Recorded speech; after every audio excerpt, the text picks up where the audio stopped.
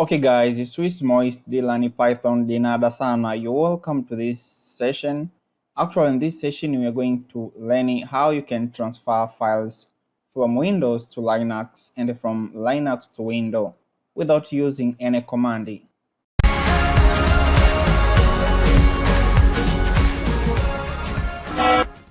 In a previous session, I covered how you can transfer files from Windows to Linux and vice versa by using put.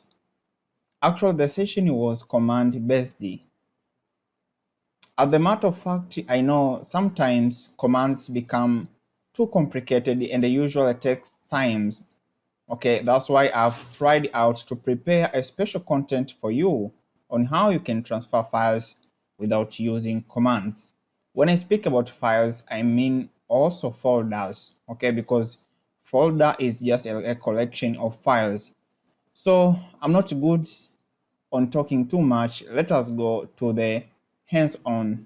Okay, so on Google you can actually write it down. You can search download the putty, okay, download the putty, and just click on the official page of putty. As you can see here, the first option is download the putty, but the second is download the Bitdevice.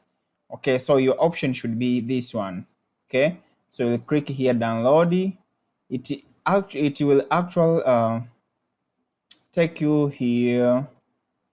Okay, then you will click here Bitdevice installer. You will actually be able to download the Bitdevice for Windows.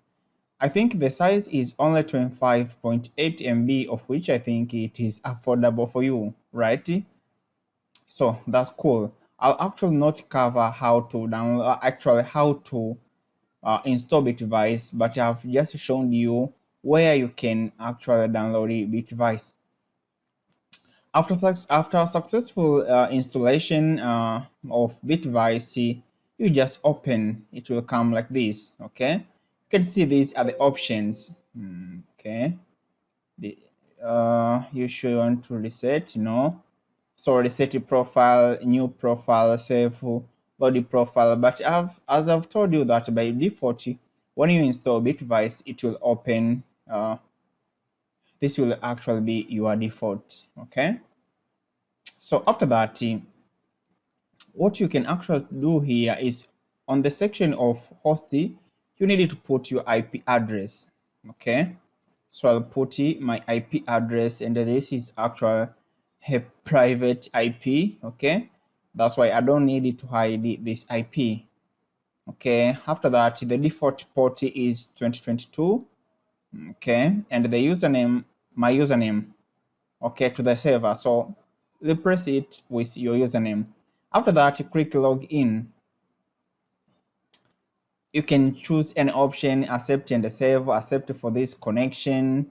Okay, I can click here. Okay, so here, as you can see, I'm being asked to put my password. Okay, I'll put my password. My password is very short. Okay, so here I have successfully logged in. Okay, and what will actually identify that you have logged in, you will see here logout. We are actually able to see logout here because we have successfully logged in. Okay, so here, these are the option. Here there is new SFTP Windows. Here you can choose the new remote desktop. If you are maybe Linux server is desktop based, you can actually click here and you will be able to remote the screen of your remote Linux server. So let us click here on new SFTP Windows. That's cool. You can see something like this. You can see here I have the content on my desktop on the left hand side, and on the right hand side I have the content of my server. Okay, at home directory. As you can see here, This is Noel, okay? No, excuse me, guys. This is Home Motec. So for example, I want to transfer a certain file, okay? Let me go here on desktop. Let me say I want to transfer this file from, I can do something like this, okay? D40. And when I go on my desktop computer, let me show you, you can see no command, we have successfully transferred this file from Linux to Windows. Okay, let us do the vice versa. Let's create a new file. Okay, let's say foobar. That's cool. And our assumption is let us try out to transfer this file from Windows to Linux. So when I click, it's simple. You can see foobar.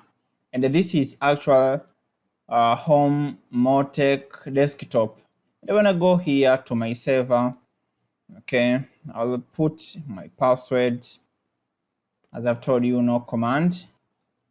So when I change the directory to home slash motec slash desktop, when I try out to ls, you can see foobar, okay? That's cool. We are able to transfer files from Linux to Windows without using any command. So let's try out how we can transfer folder, okay? Okay, I'll create a folder here, okay? On desktop, I'll create a folder mkdir testy, okay? Okay, mkdir testy, something like this. And a copy, I'll like to copy this file to our folder created, which is testy. It's not here. Okay, that's cool. And then when we go here and testy, okay, when you ls, you can see that's cool. So as a part of our session, here, let us refresh. You can see this is the testy. We can actually transfer this folder, okay? And when we go here on Windows, you can see we have testy folder. And here on Windows, we can actually create, let me say dMoses. Copy this file, okay? And let us try out to transfer dMoses from Windows to Linux. Poof. Okay, you can see dMoses here, and change the directory. When I ls here, you can see dMoses. When I change the directory to dMoses and ls here, you can see foobar. So I think I'm not good on talking too much. Actually, this sums up the end of our session on how you can transfer files from Windows to Linux and how you can transfer files from Linux to Windows, but also how you can transfer folders from Windows to Linux and how you can transfer folders from Linux to Windows. The session is very short. It involves 0 command.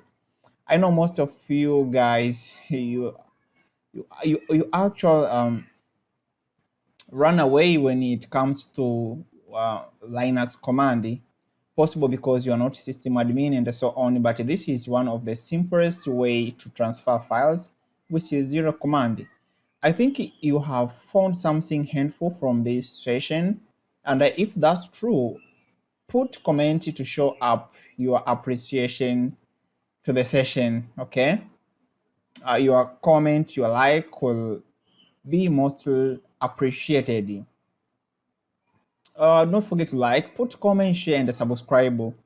And let me thank you in 80 different languages. Asante sana, thank you very much. Muchas gracias, merci beaucoup, muito obrigado, kamza hamida, aita danke. I hope to see you in my coming tutorials.